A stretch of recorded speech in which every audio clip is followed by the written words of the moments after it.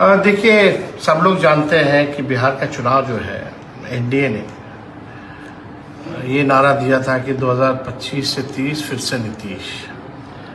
और जिस तरह से चुनाव हुआ, बीजेपी के घटक दल भी सब लोग जानते हैं, एनडीए के सभी घटक दल, कि किस हिसाब से तंत्र मंत्र पूरा सिस्टम लगा करके चुनाव हुआ।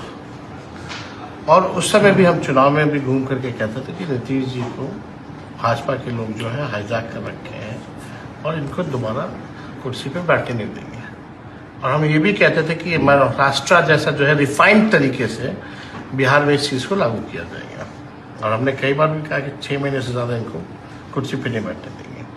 भाजपा जिसके साथ भी रही है उसको बर्बाद करने का काम किया है। और भाजपा तो आप जान रहे हैं कि ओबीसी, दलित, आदिवासी विरोधी पार्टी है। वो नहीं चाहते हैं कि भाई बिहार में ऐसा नेता रहे जो ओबीसी और एससी एसटी की बात करता रहे। वो लोग तो चाहते हैं कोई ऐसा मुख्यमंत्री हो जो रबर स्टाम्प जो है वो मुख्यमंत्री बने।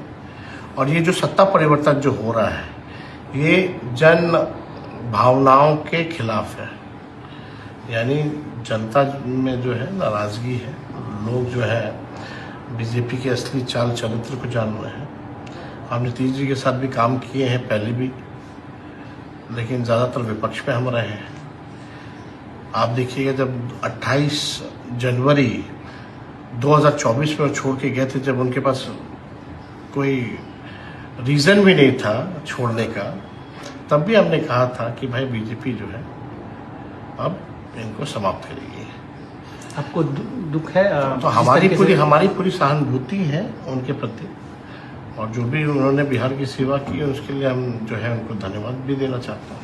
कार्यकर्ता जो है बड़े आक्रोश में जेडीयू के देखे जा रहे हैं, हर जगह रो रहे हैं, चिल्ला रहे हैं। जेडीयू ऑफिस कार्यालय के अंदर हम तो जान रहे थे जब ये बात कहा था 28 जनवरी 2024 को कि जनता दल यूनाइटेड खत्म हो जाएगी, लेकिन 2024 में एनडीए को खासतौर पर बीजेपी को जो 400 सीट का जो बात करती थी वो उसके अनुकूल उनका रिजल्ट नहीं आया, इसलिए 1 साल डिले हो गया, वरना पहले ही खत्म कर देता।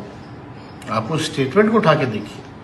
और चुनाव के दौरान भी हमने कई बार बोला है कि इनको ये लोग रहने नहीं देंगे। सदन में कई बार हम लोगों ने बोला है, पूरा सिस्टम जो है हाईजैक कर रखा है। आपको पहले से उम्मीद थी कि ऐसा होने वाला है इनके साथ? हाँ, एकदम। हम तो शुरू से बोली ना, हम आपको तो तारीख गिना रहे कब हम बोले हैं। आप जरा उठा के उसको भी देखिए।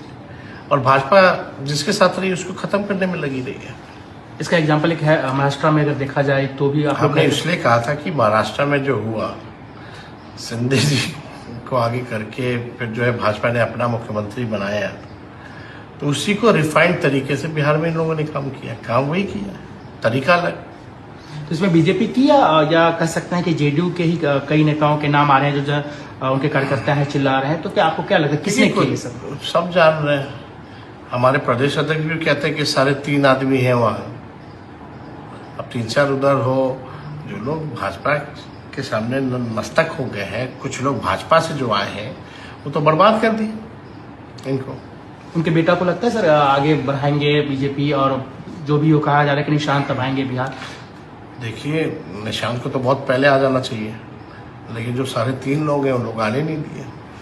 कई लोग ऐसे हैं पार्टी में और पार्टी के बाहर ब्यूरोक्रेट्स हैं जिनका नाम आप खुलेआम लेते थे कि यही लोग पार्टी को हैंडल कर रहे थे, तो अब उनका क्या होगा जब नीतीश जी चले जाएंगे?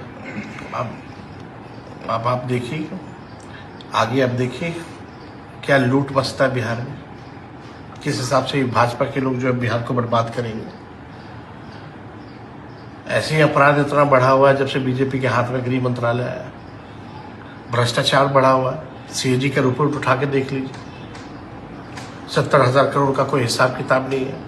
इस बार जो सीएजी का रिपोर्ट आया उसमें कहीं तालमेल ही नहीं है। कहाँ ये पैसा?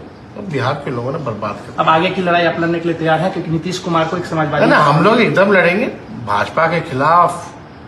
हम लोग हमेशा उसके विचारधारा के खिलाफ रहे हैं और लड़ेंगे, उनको हराएंगे।